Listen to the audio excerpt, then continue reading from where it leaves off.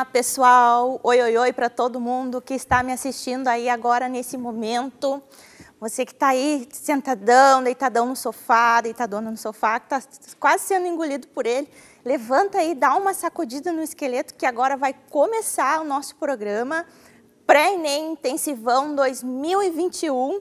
A nossa aula maravilhosa de Biologia, área de Ciências da Natureza e as suas tecnologias. Estamos na aula número 9, sendo que é a quarta aula sobre ecologia.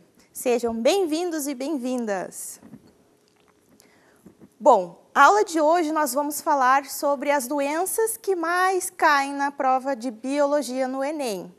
Certo? Então, aqui nessa imagem temos alguns vírus, um bacteriófago, uma bactéria.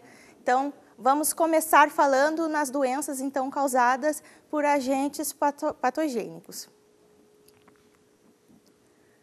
Bom, o que se cobra mais, então, nessas questões relacionadas às doenças? Cobra-se mais os conceitos do que os sintomas propriamente da doença, certo? Então, temos que ter em mente, assim, na ponta da língua, o que significa esses conceitos. Esses três conceitos aqui são os principais quando falamos em doenças. O primeiro conceito, então, é agente etiológico, que seria quem causa a doença, quem é que está causando a doença. Um exemplo, vírus, bactérias, fungos, protozoários, vermes. Então, quem é que está causando a doença é chamado de agente etiológico.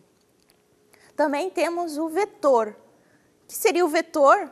É quem transmite a doença. Quem é que vai transmitir esse vírus, essa bactéria, esse fungo? Então, é chamado de vetor. Um exemplo é o mosquito Aedes aegypti, que é o vetor de vários agentes, que é, no caso, né, o vetor de várias doenças. Várias doenças são causadas por esse vetor, o Aedes aegypti. Temos a profilaxia também, que nada mais é que a prevenção. É antes de estar a doença, para prevenir. Tá? Não se confundam, muitas pessoas se confundem com tratamento, tá, gente? Mas não diz respeito a tratamento, porque tratamento é depois que a pessoa já está doente. A profilaxia é a prevenção. Um exemplo de prevenção é através da vacina. Bom, começando então com a febre amarela. A febre amarela é uma doença causada por vírus, então por isso chamada de doença viral. Existem dois tipos de febre amarela, a urbana e a rural. A urbana, ela é transmitida pelo mosquito Aedes aegypti e ela está erradicada no Brasil desde 1942. A febre amarela rural ou silvestre, ela é transmitida pelos mosquitos Haemococcus e Sabetes e por causa do crescente desmatamento, né, que nós estamos vivendo nas áreas rurais, esses mosquitos eles não estão tendo mais seu habitat natural, né? Então eles estão entrando nas áreas urbanas, procurando novas formas de viver, né? Novos lugares para viver. Então, infelizmente, aí eles estão entrando na área urbana e transmitindo algumas doenças, principalmente a febre amarela para a população. A profilaxia seria a vacina. Temos a vacina da febre amarela disponível. Evitar também a água parada e o desmatamento, que vai aí destruir esse habitat desses mosquitos. É importante salientar, pessoal, que como o meio ambiente está relacionado com os seres humanos, muitas vezes a gente passa despercebido essa situação. Então, olha só como o desmatamento pode gerar um crescente aumento no número de casos de febre amarela na população. Então, o que está desmatando lá? Não estou nem aí, não importa. Não, importa sim, impacta muito na nossa vida. Isso falando de forma antropocêntrica, né? Vai impactar em todo o ecossistema. Mas falando em questão de Enem, vai aparecer bastante nas questões por esse fato de impactar bastante a sociedade, a população humana. Então, o desmatamento vai gerar várias coisas, entre elas, então, a proliferação desses mosquitos causadores dessas doenças na área urbana, né? Vai trazer lá da área rural para a área urbana essas espécies que não eram naturais dali, não eram endêmicas dali, causando essas doenças, certo? Então, a importância aí do ecossistema para a ecologia. Professora, estudando doenças na aula de ecologia? Como assim? Ecologia não é só as paisagens, o ecossistema. Sim, ecossistema. O que seria ecologia? Ecologia é a interação entre os seres vivos, né? Só lembrando, entre o meio, a relação dos seres vivos entre si e entre o meio ambiente que eles vivem.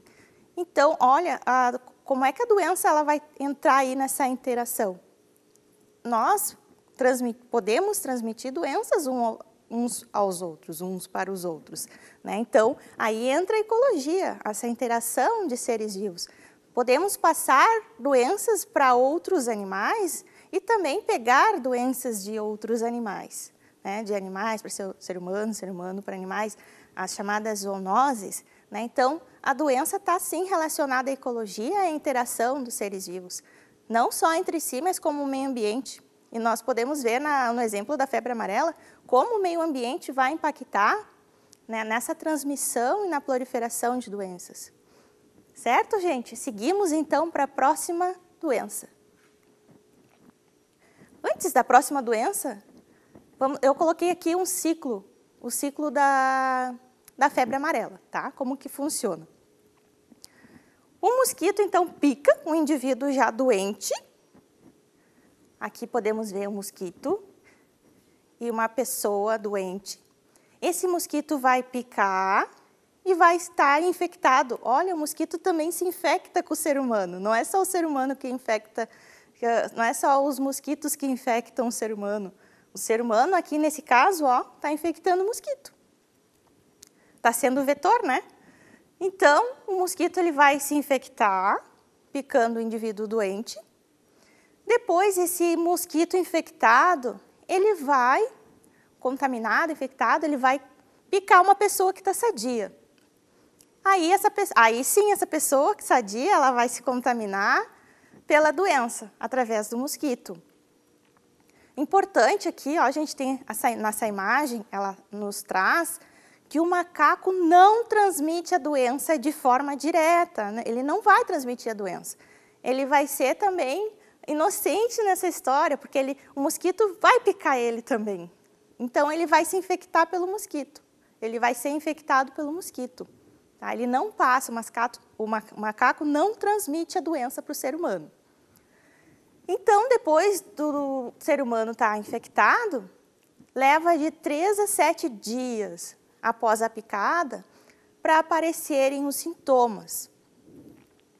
Os sintomas são náusea, vômitos, dores musculares, dor de cabeça, cansaço, calafrios, febre alta. É importante também, gente, salientar aqui, abrir um parênteses, que esses sintomas são de forma geral, tá? Cada organismo vai responder de forma diferente a determinadas doenças, né? Duas pessoas, 2 indivíduos podem ter a mesma doença, mas reagir de formas diferentes. Um pode ter calafrio, o outro pode ter só dor de cabeça, ou um pode ter todos os sintomas, o outro pode não ter nenhum, pode ser assintomático. Então, cada ser humano, cada indivíduo é único no seu metabolismo e vai reagir de formas diferentes. Então, os sintomas a gente fala de uma forma geral. É bem complicado, assim, falar de sintomas e de doenças, porque cada ser humano é único, né? Então, tem todo um acompanhamento médico lá, que o médico vai observar, vai conversar com vocês, vai conversar com a pessoa para ver realmente o que está acontecendo. Então, cada ser humano é único e vai reagir de certa forma para determinada doença. O que nós vemos aqui, que nós estudamos, é uma forma geral, certo? Então, seguimos. Agora sim, a próxima doença, sarampo. Então, o sarampo, ele é viral, que significa novamente, né, causado por vírus. A transmissão é dada por gotículas de secreção pelo ar. O que seria essa transmissão pelo ar? A pessoa tosse, ou a pessoa espirra, ou quando até mesmo quando a pessoa conversa, sai gotículas de saliva. E às vezes essa gotícula, ela fica suspensa no ar. Dependendo do vírus ou da bactéria, essas gotículas ficam mais tempo no ar ou menos tempo no ar.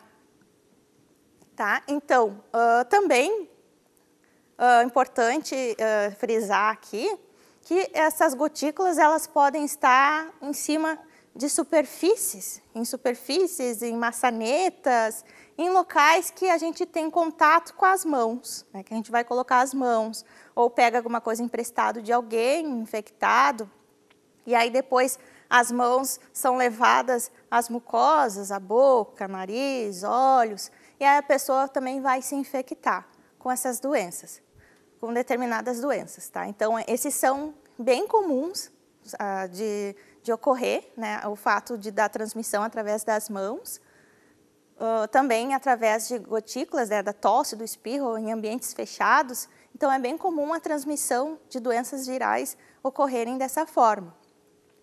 A profilaxia do sarampo é através da vacina. Os sintomas, eles vão aparecer apenas de 10 a 14 dias após a exposição. Como assim após a exposição? Depois que a pessoa sadia tem um contato, então, com o vírus, né, com a secreção, ou pelo ar, ou colocou lá a mão na boca sem querer, né, colocou a mão no ambiente, numa superfície contaminada, e colocou a mão, coçou o olho sem querer. Então, depois dessa exposição aí com o vírus, depois de 10 dias a 14 que vai ocorrer, então, os sintomas. Bom, os principais sintomas do sarampo é febre alta, tosse, secreções no nariz, a coriza, né? Os olhos lacrimejando e vermelhos, pequenos pontos brancos dentro da boca e o mais famoso que são as erupções cutâneas, as erupções na pele, aquelas manchinhas esvermelhadas, né, na pele, que geralmente se reconhece através disso.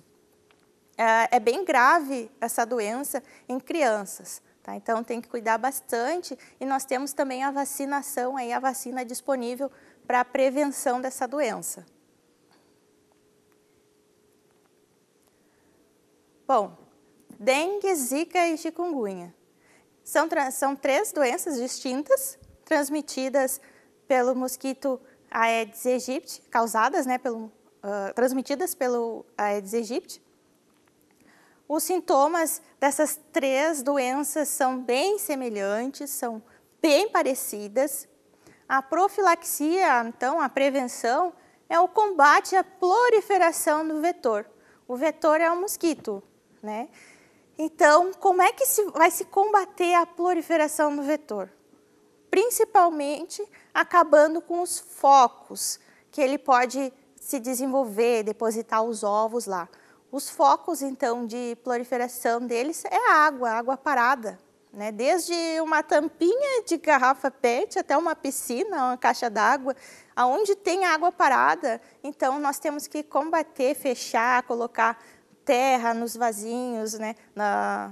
Nas bandejinhas dos vasinhos, então acabar aí com o acesso ao mosquito, no possível acesso que o mosquito tem a essa água que está parada.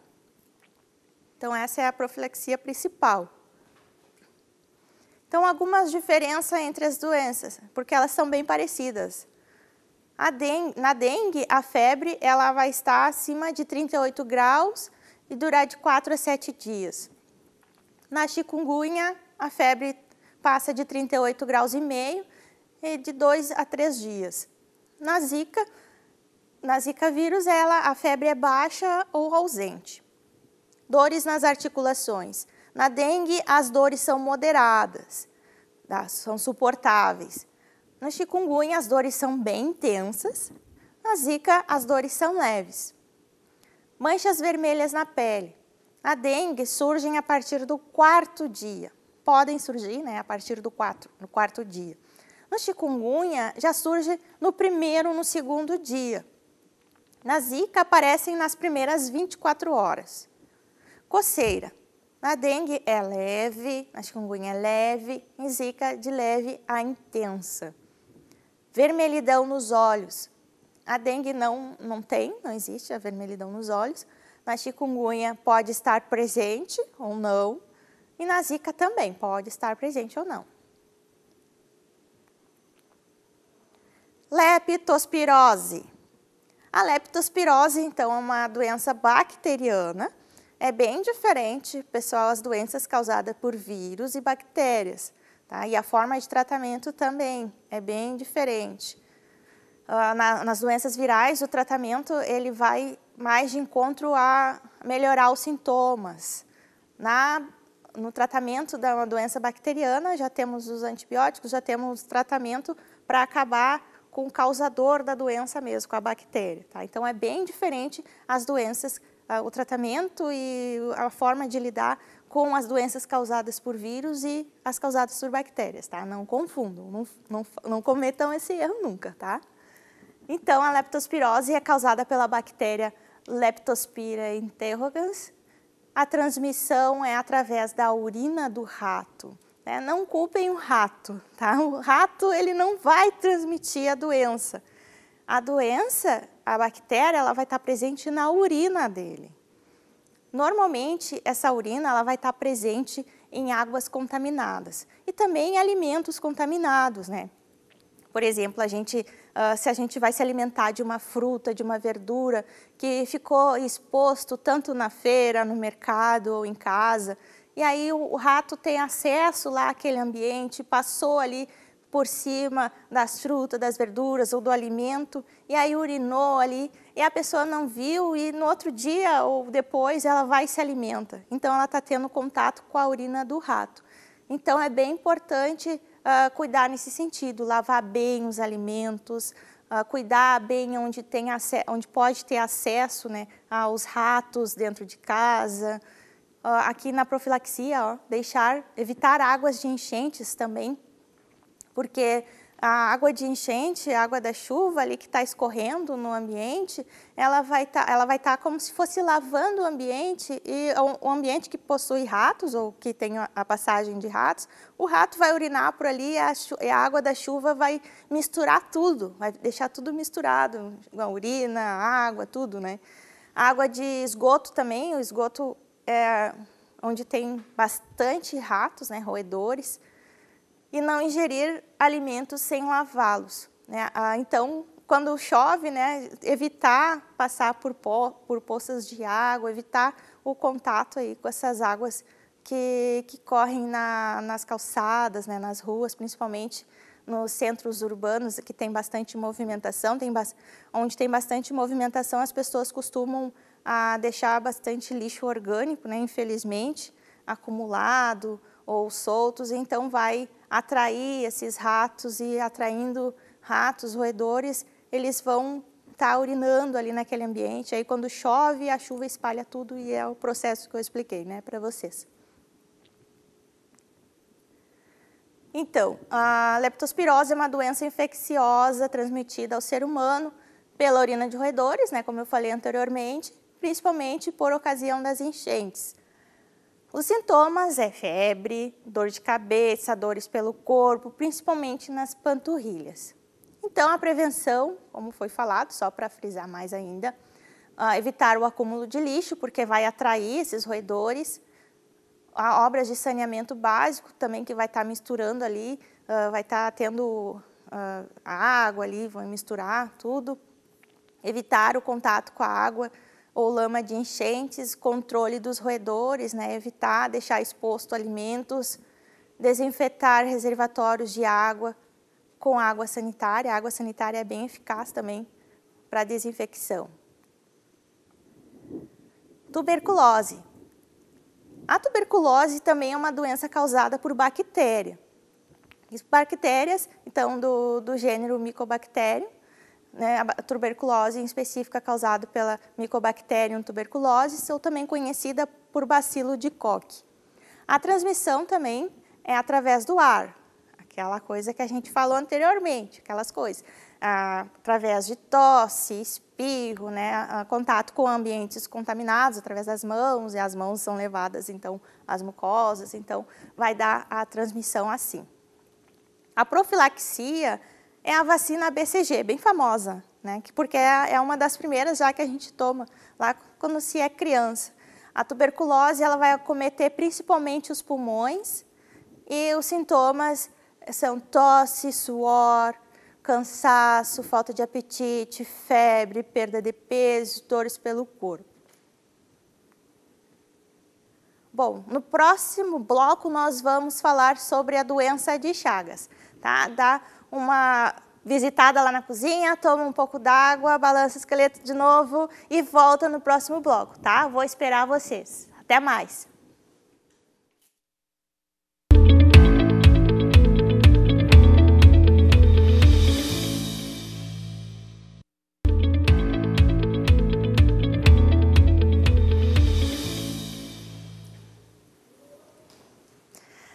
Oi, pessoal, voltamos à nossa aula do Pré-ENEM Intensivão 2021. Estávamos falando no primeiro bloco sobre a tuberculose. Paramos aqui na tuberculose. Estamos vendo as doenças que mais caem nas provas do ENEM na área da biologia, tá? Só para vocês não se perderem.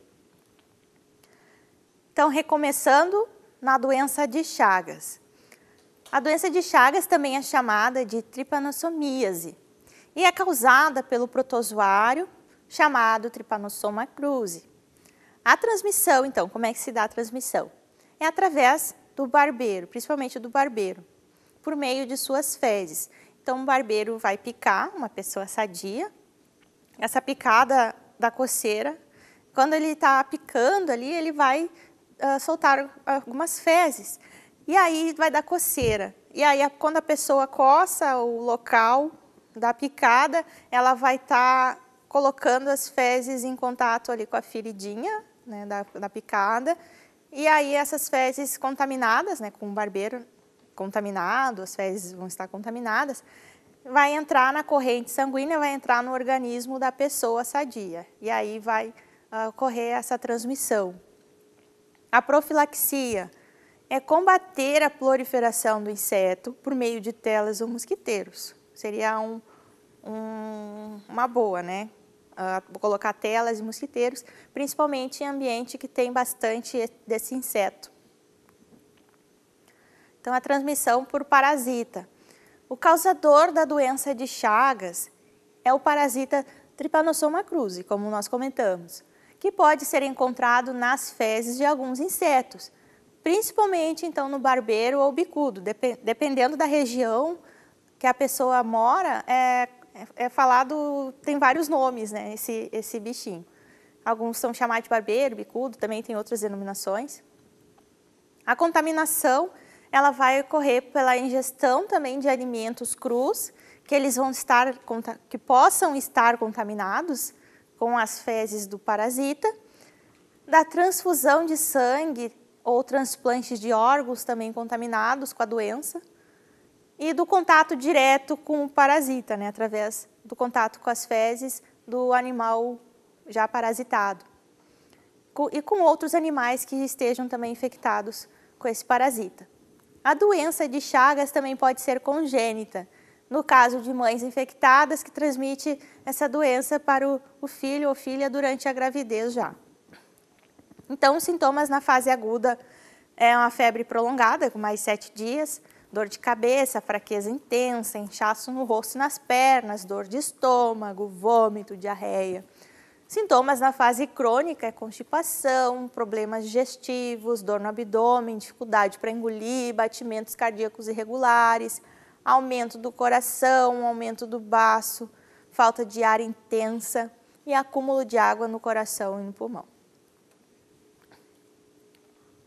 Esquistossomose. Também é chamada, nessa doença, de barriga d'água ou doença do caramujo.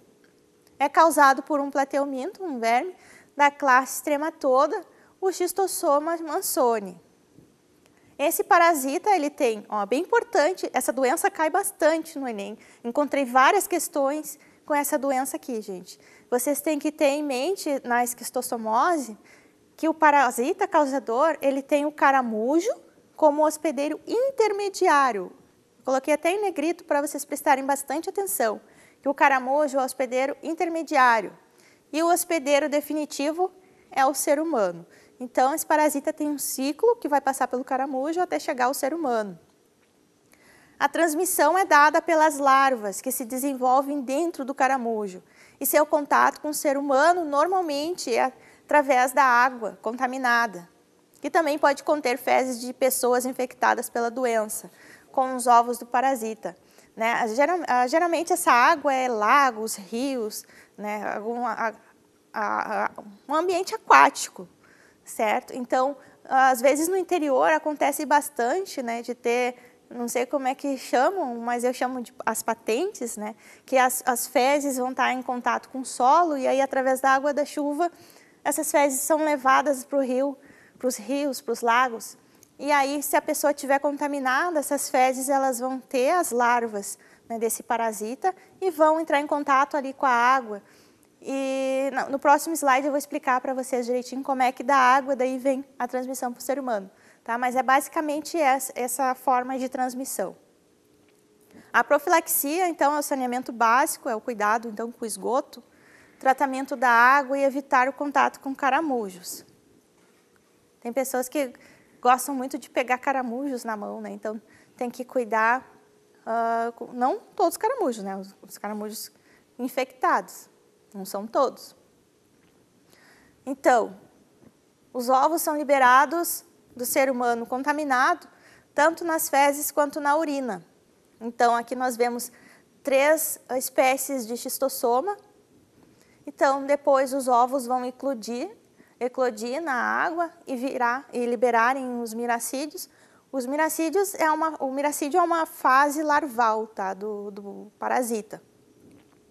Então, os miracídios eles vão penetrar nos tecidos dos caramujos, né, vão ser absorvidos pelos caramujos. Depois, os esporocistos, eles vão se multiplicar nos caramujos por várias gerações desse molusco. Depois, vão ser transformados em cercárias. As cercárias, aqui as larvinhas, elas vão ser liberadas do caracol e vão cair na água. Aí elas vão estar lá na água. Então, quando a pessoa entra em contato com a água, ela vai penetrar na pele. Tá? Não precisa nem estar com ferida aberta, não precisa ingerir, não precisa ter contato com mucosas, e através da pele. Só o fato de tu entrar, botou o pezinho lá na água contaminada, tu pode pegar essas cercárias. Depois, então, quando está no organismo humano, as cercárias perdem a cauda e transformam-se em xistossúmulas, que é uma espécie de cápsula. Essa cápsula vai entrar na corrente sanguínea, na circulação sanguínea, e vai migrar para o fígado, aonde lá no fígado ela vai se desenvolver e ficar adulta. E aí ela vai adquirir essa forma aqui, ó. Essa aqui são duas, tá? Aqui são dois xistossomas. Aqui é um macho, e o macho tem uma abertura onde fica a fêmea, tá? Então, o macho e a fêmea juntinhos, eles ficam bem assim, aos pares. Então, esses pares adultos, eles vão migrar ou para as veias mesentérias do intestino e do reto, depositando ovos junto às fezes, né, aqui nessa região do intestino. E também no plexo venoso da bexiga. Os ovos são eliminados daí pela urina, né? Então, aqui pela bexiga. Aqui nós temos essa espécie que é através da urina eliminada, e essas 3 aqui através das fezes são eliminadas. A AIDS é uma imunodeficiência causada por vírus também, pelo vírus HIV, que ele vai invadir especificamente os glóbulos brancos. Bem importante salientar que a HIV é um retrovírus. O que significa retrovírus? É aqueles que, através da enzima transcriptase reversa, eles produzem o DNA a partir do RNA. Então, isso é chamado de retrovírus, essa classe. A transmissão é através de relações sexuais desprotegidas e o contato direto com o sangue contaminado. A profilaxia é usar camisinha e, quando for utilizar agulhas ou seringas, utilizar descartáveis. Leishmaniose. São parasitas, os causadores da leishmaniose são parasitas do gênero Leishmania. A leishmaniose ela pode ser tegumentar ou cutânea, visceral ou calasar. A transmissão, então, é através do mosquito palha, birigui, como eu disse para vocês, dependendo da região, os nomes podem mudar, né, do mosquito. A profilaxia, manejo de cães em situação de rua, cuidado com os cães domésticos, colocar telas em casa, evitar o acúmulo de água parada, né, para evitar o desenvolvimento do mosquito, e resíduos orgânicos. Agora eu vou mostrar para vocês por que tem que ter um cuidado com os cães. Bom, ciclo de transmissão da leishmania. O mosquito palha, que ele se desenvolve principalmente em locais úmidos, onde há muita matéria orgânica. Então, o início seria, o mosquito vai picar um cão, né, é a fêmea do mosquito, ela vai picar o cão, mosquito infectado, não é qualquer mosquito, é o mosquito infectado. Picou o cão vai ser o reservatório da doença. O cachorro, então, infectado, ele não vai transmitir a leishmaniose para humanos. Não precisa se preocupar com isso. Nem para outros cães, ele não vai transmitir. O que acontece? Ele só vai ser o reservatório. Ou seja, se ele for picado por um outro mosquito, o outro mosquito vai ser contaminado por ele. Tá? E aí esse mosquito contaminado vai poder contaminar um ser humano. Então, a convivência entre os seres humanos e cães é grande. Então, por isso há o maior risco de contaminação em locais onde existem muitos animais infectados e também um número elevado de mosquito palha. Então, é uma combinação bem perigosa, né? Um ambiente que tem bastante mosquito palha e bastante animais, principalmente em condição de rua, né? Que não tem os cuidados. É importante também ter a posse responsável. Quem tem animais domésticos, né, quem tem cães domésticos, está cuidando, está observando o cão, né, qualquer sintoma está levando no veterinário, tem um acompanhamento, todo um cuidado especial com os cães. E também por isso que o manejo dos cães de rua é importante. Próxima doença, malária. Os protozoários é causada por protozoários do gênero Plasmodium, afeta os glóbulos vermelhos do sangue. Não é uma doença contagiosa. O vetor é a fêmea do mosquito do gênero Anopheles, é chamado mosquito prego aqui no Brasil. A profilaxia é o combate ao mosquito e evitar o acúmulo de água parada, onde ele vai se desenvolver. O ciclo da malária. O mosquito Anopheles fêmea, então, vai se contaminar com parasita. Olha a relação aí dos seres vivos, ó. Então, o mosquito também vai se contaminar. Não é tem gente que tem medo de todos os mosquitos. Não, nem todos os mosquitos são contaminados, gente. Apenas alguns. Então, o mosquito vai se contaminar com o parasita e aí vai picar uma pessoa que vai se infectar. Essa pessoa infectada, o parasita ele vai se infiltrar no fígado e do fígado o parasita vai para o sangue. Aí está lá no sangue circulando. Então, vai vir outro mosquito, um segundo mosquito, que vai picar essa pessoa infectada e vai se infectar também. Aí, esse mosquito infectado vai passar para uma próxima pessoa que era sadia, que agora está infectada, e aí recomeça o ciclo. Vai ir para o fígado, do fígado vai para o sangue e assim por diante. Meningite. Meningite é causada por vírus e bactérias, principalmente, mas também é causado por outros seres vivos, como fungos. A transmissão também pelo ar. A profilaxia, para algumas formas da meningite, nós temos vacinas. Então, o que seria meningite? A meningite é uma inflamação das meninges. O que é meninge? Vamos lembrar. Meninge, então, é uma membrana que ela vai estar lá cobrindo o cérebro e a medula espinhal. Então, essa meninge ela tem 3 membranas de proteção, que é a membrana mais externa, chamada dura mater, a do meio, aracnoide, e a mais interna, pia mater. Então, quando essa membrana inflama, é a famosa meningite. Sintomas da meningite é febre alta, vômitos, dor de cabeça forte, confusão mental, cansaço e falta de apetite. Bom, eu trouxe algumas doenças crônicas aqui também a nível de conhecimento que possa cair na prova também. O colesterol é tido bem como vilão, né? Mas o colesterol ele é bem importante para o organismo, tá? No transporte de gorduras, né? na própria construção ali da membrana. Então, o colesterol é bem importante para o metabolismo humano. Aí nós temos o LDL e o HDL que vão transportar esse colesterol pela corrente sanguínea. O que o LDL faz? Ele pega o colesterol da corrente sanguínea e leva para o fígado para ser degradado. O colesterol é um esteroide, o LDL, HDL é uma lipoproteína, tá? Só para relembrar. Então, o LDL, ele vai levar o colesterol do sangue para o fígado para ser degradado. O LDL, ele tem baixa densidade, então, e ele tem maior quantidade no corpo.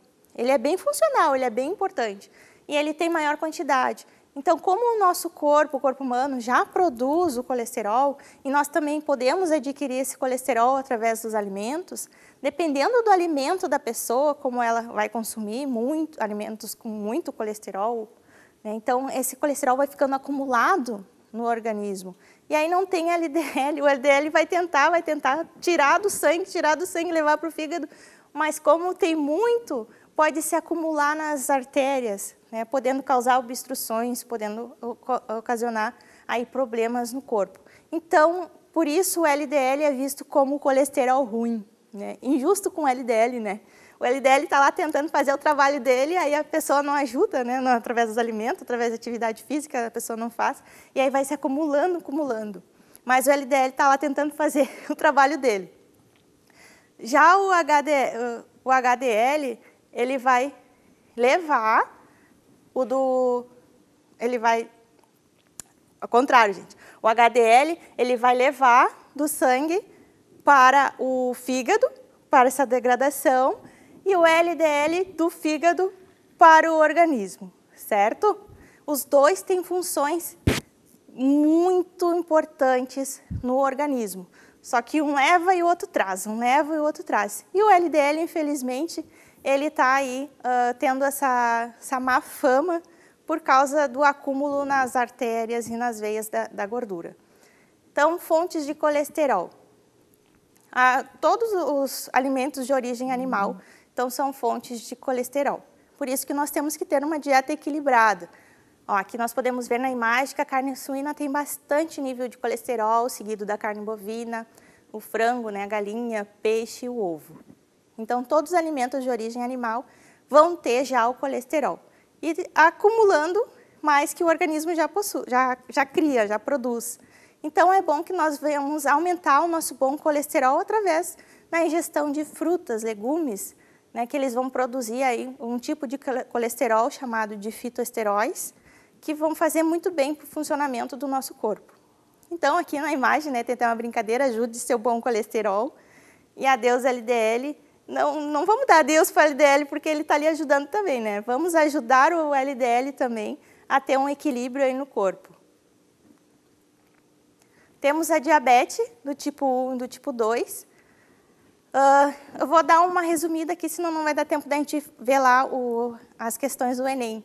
Então, do tipo 1, basicamente, o corpo ele não vai produzir, né, a insulina ou vai produzir de forma deficiente. É uma doença, então, principalmente autoimune, que aparece geralmente na infância e na adolescência e vai englobar 10% dos casos aí de diabetes. É a necessária aplicação da insulina. No tipo 2, a insulina até que é produzida, mas a ação dela é dificultada. Então, a causa pode ser genética ou também tem uma forte relação com a obesidade, com o sedentarismo, a falta de atividade física, né? E geralmente acomete adultos por volta dos 50 anos. E é a forma mais comum da diabetes, cerca de 90% dos casos de diabetes são do tipo 2. E é necessário daí o uso de medicamentos, né, como hipoglicemiantes e metformina, e em alguns casos a aplicação também da insulina. Temos dois tipos de AVC. Agora o AVC, acidente vascular cerebral. Temos o AVC isquêmico e o AVC hemorrágico. No isquêmico há um bloqueio do fluxo sanguíneo por um coágulo. Como podemos ver aqui nessa imagem, ó, uma veia com um bloqueio do fluxo sanguíneo formando um coágulo. E no hemorrágico vai haver a ruptura desse vaso sanguíneo, causando a hemorragia. Fatores de risco do AVC: idosos, diabéticos, hipertensos, uma ameaça já prévia do AVC, cardíacos, alcoolistas, obesos, sedentários e fumantes. Então, aqui é uma dica para aprender a reconhecer quando uma pessoa está tendo AVC, que é o sorriso, abraço, mensagem urgente. Sorriso é pedir para a pessoa dar um sorriso, se a boca dela ficar torta por algum dos lados, pode ser indício de AVC. Um abraço, pedindo para a pessoa levantar o braço, se ela tem dificuldade ou o braço cair, também pode ser indício de AVC. Pedir para a pessoa repetir uma mensagem, uma frase, se ela tiver dificuldade em repetir a frase ou de entender também. E eu pedir para ela dar um sorriso urgente e chamar o SAMU. A depressão, gente, é uma doença séria, uma doença psiquiátrica crônica, né, que ela vai apresentar, entre outros, um quadro de tristeza profunda, perda de interesse, ausência de ânimo e oscilações de humor. Em média, 350 milhões de pessoas no mundo têm, 16,3 milhões de pessoas no Brasil. Não é frescura, não é só tristeza e não é falta de vergonha, é uma doença séria, atinge muitas pessoas no mundo, é um transtorno que pode ser prevenido e tratado e e merece respeito. Então, aqui está uma das causas da depressão, né, que é a deficiência de alguns hormônios e neurotransmissores no organismo, hormônios e neurotransmissores que causam a sensação de bem-estar, de conforto.